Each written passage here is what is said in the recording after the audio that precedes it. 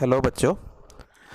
तो dimensional analysis the next and last use ਆਪਣੇ ਕੋਲ ਆ ਗਿਆ ਡੈਰੀਵੇਸ਼ਨ ਆਫ ਦਾ ਫਾਰਮੂਲੇ, ਜਿਸ ਦਾ ਮੀਨਿੰਗ ਹੁੰਦਾ ਕਿ ਆਪਾਂ ਡਾਇਮੈਂਸ਼ਨਲ ਐਨਾਲਿਸਿਸ ਦੀ ਹੈਲਪ ਦੇ ਨਾਲ ਫਿਜ਼ਿਕਸ ਦੇ ਫਾਰਮੂਲੇ ਡਿਰਾਈਵ ਵੀ ਕਰ ਸਕਦੇ ਹਾਂ, ਮਤਲਬ ਬਣਾ ਵੀ ਸਕਦੇ ਹਾਂ। ਠੀਕ ਹੈ ਨਾ। ਇਹਦੇ ਲਈ ਸਾਨੂੰ ਸਿਰਫ ਇਤਨਾ ਪਤਾ ਹੋਣਾ ਚਾਹੀਦਾ ਹੈ ਕਿ ਕੁਆਂਟਿਟੀ ਕਿਹੜੇ-ਕਿਹੜੇ ਫੈਕਟਰਸ ਤੇ ਡਿਪੈਂਡ ਕਰਦੀ ਹੈ। ठीक है, ओके। तो क्वांटिटी किहड़े-किहड़े फैक्टर्स से डिपेंड करती है। अगर ये गल समझ नहीं आई तो सब तो पहले तुसी एक क्वेश्चन मैं करवा रहा नीचे आ देखो, तो इसमें समझो, फिर तुहानूं मेरी गल समझ लग जाएगी। जिवें देखो, the velocity of the water waves depend on the wavelength lambda, density of the water raw. ठीक है ना, density of the water raw, मैं की बोलिया इहनूं रॉ, RHO रॉ। ठीक है, ये सिंबल देखने पी वर्गा लगता है बट इन्हूं रॉ बोलीदा RHO। ठीक है, और डेंसिटी किसी भी चीज़ की डेंसिटी अंदर रिप्रजेंट करते हैं आप acceleration due to gravity G। Establish dimensionally the relation between these quantities. तो ऊपर कुछ क्वांटिटीज़ लिखी हुई हैं, वेलोसिटी, वेवलेंथ, डेंसिटी ते एक्सेलरेशन ड्यू टू ग्रैविटी।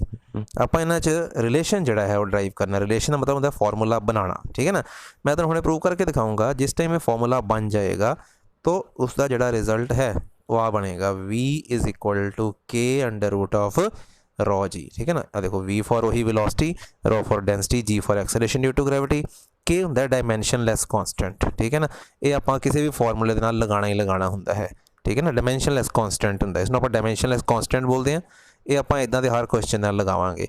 अच्छा, हुण गल आ गई कि बनिया किवें फॉर्मूला, प्रूव किवें होया ये फॉर्मूला। ठीक है, देखो स्टार्टिंग असीं इदां करदे हां अपनी प्रॉब्लम दी कि जिवें ਹੁਣ ਇੱਥੇ ਲਿਖਿਆ ਹੋਇਆ ਹੈ, ਉਹਨੇ ਕਿਹਾ ਸੀ ਕਿ ਵੈਲੋਸਿਟੀ ਜਿਹੜੀ ਹੈ ਉਹ ਵੇਵਲੈਂਥ, ਡੈਂਸਿਟੀ ਔਰ ਐਕਸੈਲਰੇਸ਼ਨ ਡਿਊ ਟੂ ਗ੍ਰੈਵਿਟੀ ਦੇ ਉੱਪਰ ਕੀ ਕਰਦੀ ਹੈ, ਡਿਪੈਂਡ ਕਰਦੀ ਹੈਗੀ ਹੈ। ਠੀਕ ਹੈ ਨਾ, तो सब तो पहले तुम क्वेश्चन को इदा स्टार्ट करोगे, V is equal to K lambda की पावर A रॉ की पावर B G की power C।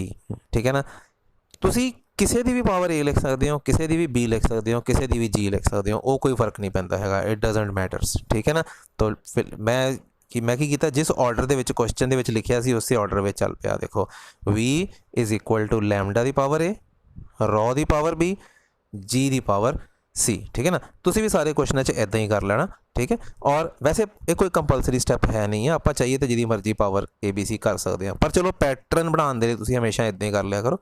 V is equal to K lambda की पावर A रॉ की पावर B एंड G की पावर C। ठीक है, ये तुहाडा क्वेश्चन का पहला स्टैप है। ओके, अच्छा, और K हमेशा लिखना है, K डायमेंशनलैस कॉन्स्टेंट है। अगले स्टैप में बेटा जी आप डायमेंशनस पुट करांगे, मतलब हर क्वांटिटी दी डायमेंशनस। ठीक है ना, मतलब आ देखो V है तो V की डायमेंशन LT-1, K की कोई डायमेंशन नहीं लगानी क्योंकि डायमेंशनलैस है, कुछ नहीं पुट किया। वेव लेंथ बेटा देखो L तो वही power A, rho density ML-3 bracket डाल के पावर B डाल देना। जी होंगी है acceleration due to gravity, acceleration आई ये तो LT-2 ब्रैकेट डाल के पावर C डाल देना। ठीक है ना, नेक्स्ट स्टेप की आ गया, L की पावर A ब्रैकेट्स खोल दी हैं, देखो M की पावर B L की पावर -3B, आ भी ब्रैकेट ओपन करती, पावर ना पावर्स मल्टीप्लाई हो गई हैं। ठीक है ना, सिंपल मैथमेटिक्स है।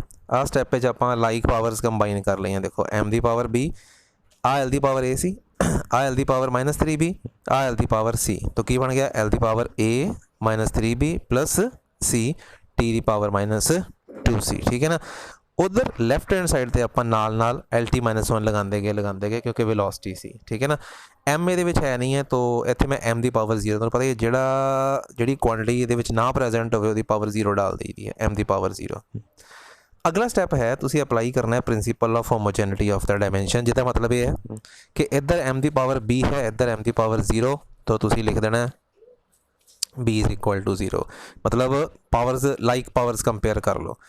इधर L की पावर की है A-3B प्लस C, इधर L की पावर कुछ नहीं है तो 1, देखो A-3B plus C is equal to 1। ठीक है, अगला स्टेप T की पावर की है, देखो -2C है ना, -2C, और उधर T की पावर की सी बच्चे, देखो किसी की -1, तो it becomes -2C is equal to -1। ठीक है, अगले स्टैप ना तुसी आ वाले जड़े अपने को 3 इक्वेशनस बनिया, इन्हों आपस में सॉल्व करके A B और C दी वैल्यूज़ फाइंड आउट जड़ियाँ है वो करनिया है। ठीक है ना, तो किमें करोगे A B C दी वैल्यूज़ फाइंड आउट।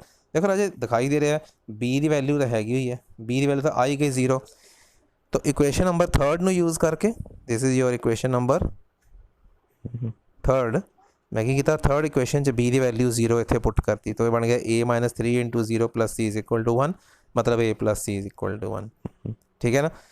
फिर इक्वेशन नंबर 4 यूज़ की -2 इज इक्वल टू -1 तो सी इतों 1/2 आ गया ठीक है ना।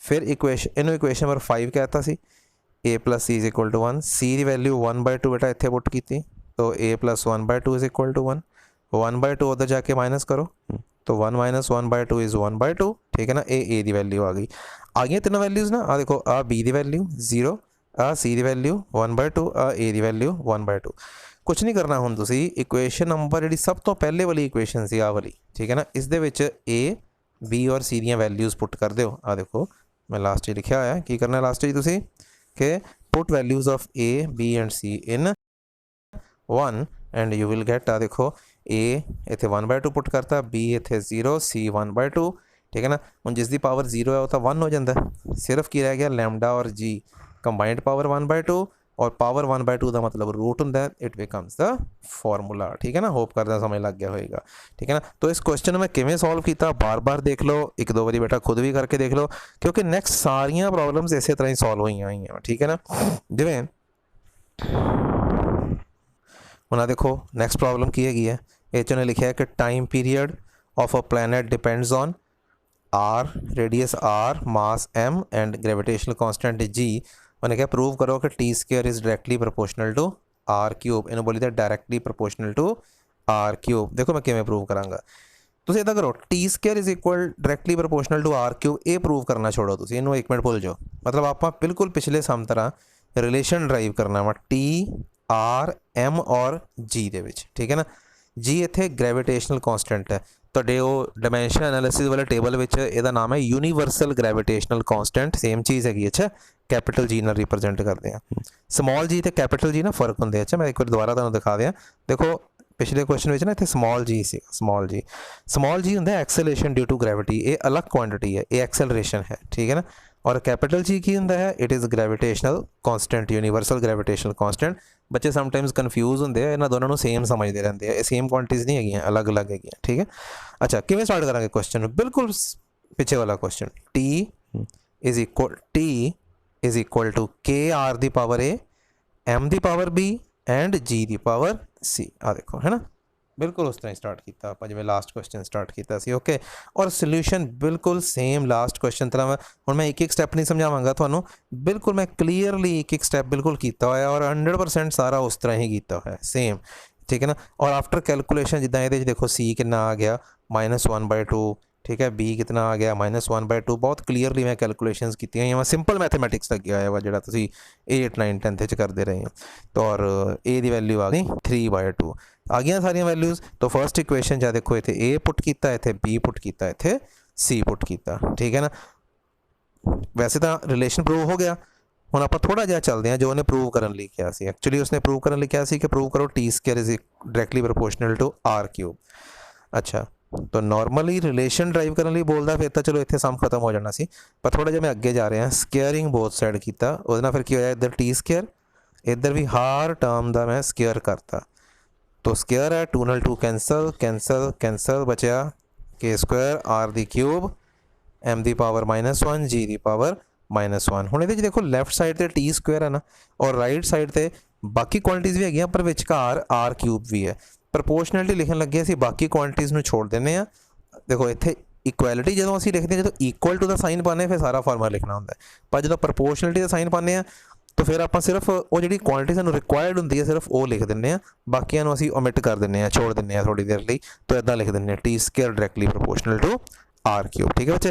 देखो अगर उन्हें क्या होता रिलेशन ड्राइव करो फॉर्मूला ड्राइव करो फिर ये सम इतने खत्म हो जाना सी ठीक है ना। बट उसने क्या प्रूव करो कि T square directly proportional to R cube तो आपको थोड़ा जिहा अगे भी ये सॉल्व करना पाया ठीक है ओके। बस बेटा बेसिक गल तुसीं समझ गए हो ठीक है ना। हुण देखो मैं कुछ सम सॉल्व किए हुए हैं तुसीं इन्हां नूं खुद समझने की कोशिश करो। हुण इहदे विच देखो एक रिलेशन ड्राइव करना है किहदे बिटवीन सरफेस टेंशन ठीक है मास प्रेशर ते रेडियस। हुण देखो इस काम में इन्होंने के की वैल्यू 1/2 लिखी हुई है दैट इज जो साडा नीचे आंसर आएगा पहला असीं आपां के दी टर्म च सॉल्व करते जावांगे बट जो नीचे आंसर आएगा वो के नू 1/2 लिख देंगे। ठीक है, आई विल शो यू। आ देखो आंसर पहले आंसर जो है वो के दियां टर्म्स में आएगा और लास्ट फिर मैं के नू 1/2 पुट करके अपना आंसर बना लाँगा। बाकी कैलकुलेशन बेटा उस तरह ही है, सारा सेम। आ देखो S इज इक्वल टू के M the power A P the power B R the power C। इत्थे सरफेस टेंशन का डायमेंशनल फॉर्मूला लिख दो, इत्थे मास का, इत्थे प्रेशर का, इत्थे रेडियस का। ठीक है ना, ओके। रेडियस मतलब एक तरह की लेंथ होंगी है। बाकी सारा बेटा जी सेम उस तरह ही, सारा कैलकुलेशन उस तरह ही चल रही है। फिर इक्वेशंस बनिया, फिर ABC कैलकुलेट किए, सारिया वैल्यूज़ इतने सबस्टिट्यूट कर दित्तियां। ठीक है ना, और एट द एंड अपने को फॉर्मूला बनया, पावर 0 वाली टर्म नहीं लिखी। नॉर्मली अगर सम होंदा तो इतने खत्म हो जाना सी। ठीक है, और क्योंकि क्वेश्चन च ने के 1/2 किया सी तो आप के 1/2 लिख दिता। अगर किसी प्रॉब्लम च जिदा ज़्यादातर प्रॉब्लम के दी वैल्यू नहीं गिवन होंगी तो इसलिए की करो, इत्थे अपने क्वेश्चन को छोड़ दो। ठीक है ना, ओके। हुण देखो बेटा जी नैक्सट सम, ओके। तो नैक्सट सम भी इस तरह ही अपने को है। ठीक है, आ देखो अगला सम है अपने को। ठीक है, ये भी आप रिलेशन ड्राइव करना है बिटवीन द फ्रीक्वेंसी, ठीक है ना, लेंथ, टेंशन, मास पर यूनिट लेंथ।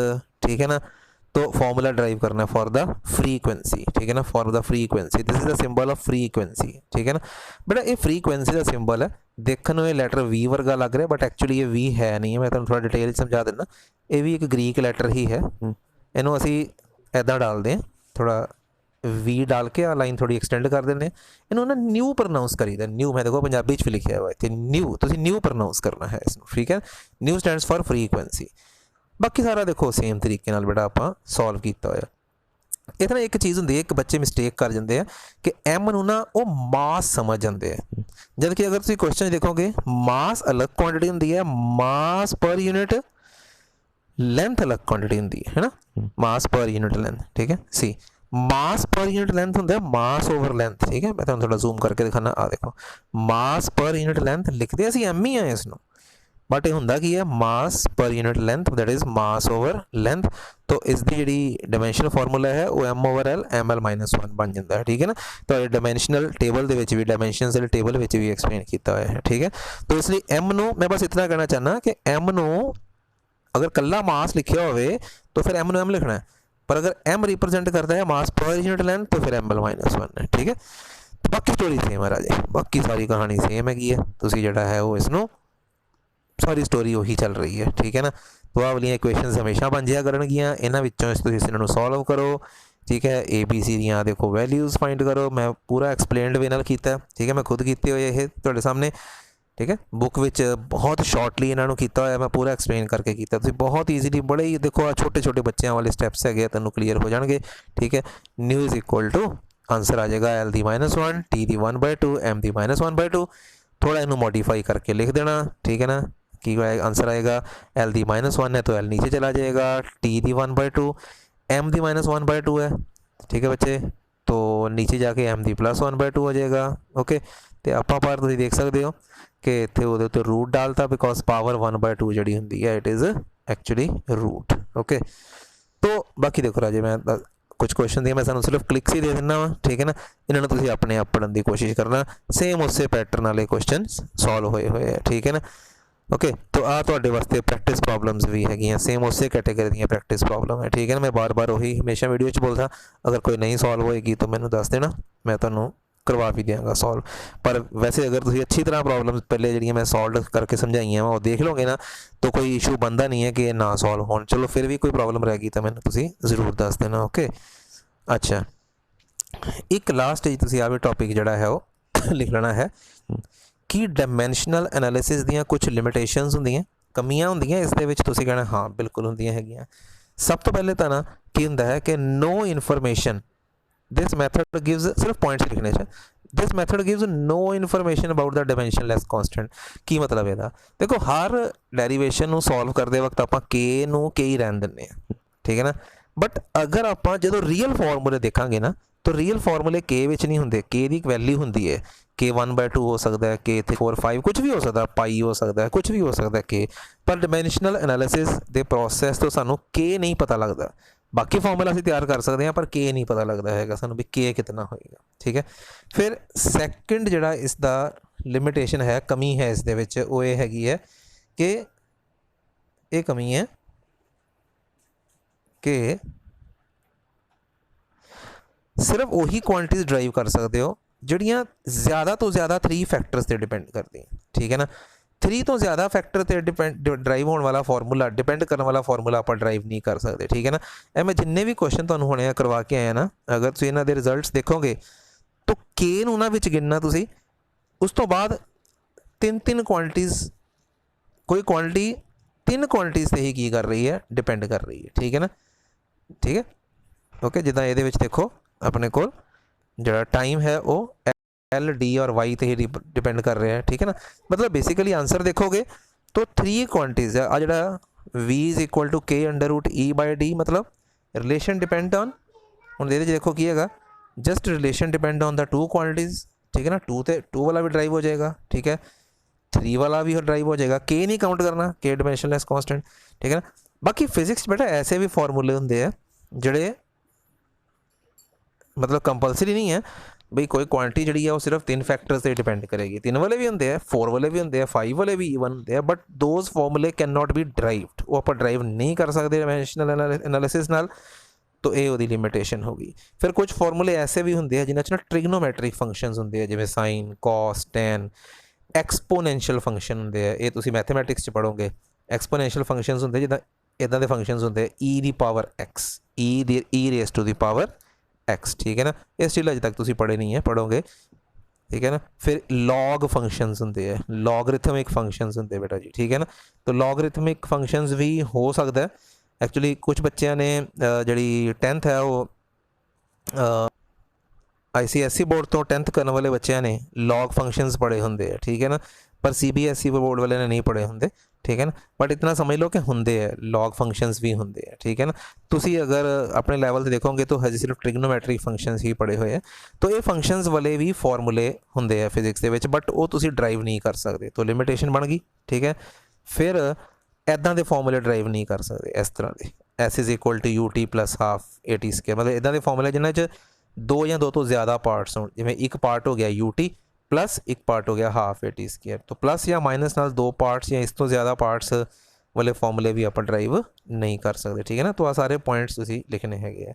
फिर no information whether physical quantity scalar और वैक्टर, ठीक है ना। फिर सानू कोई इन्फॉर्मेशन नहीं मिलती कि क्वांटिटी स्केलर है और वैक्टर है, ठीक है ना। तो स्केलर वैक्टर क्वांटिटीज़ भी होंदियां वा, जितनी भी फिजिक्स च क्वांटिटीज़ होंदियां ना उन्होंने आप कैटेगराइज करते हैं स्केलर और वैक्टर। कुछ क्वांटिटीज़ दियां सिर्फ वैल्यूज़ होंदियां वो स्केलर होंदियां, कुछ क्वांटिटीज़ दियां वैल्यूज़ दे नाल नाल डायरैक्शनस होंदियां वो वैक्टर होंदियां।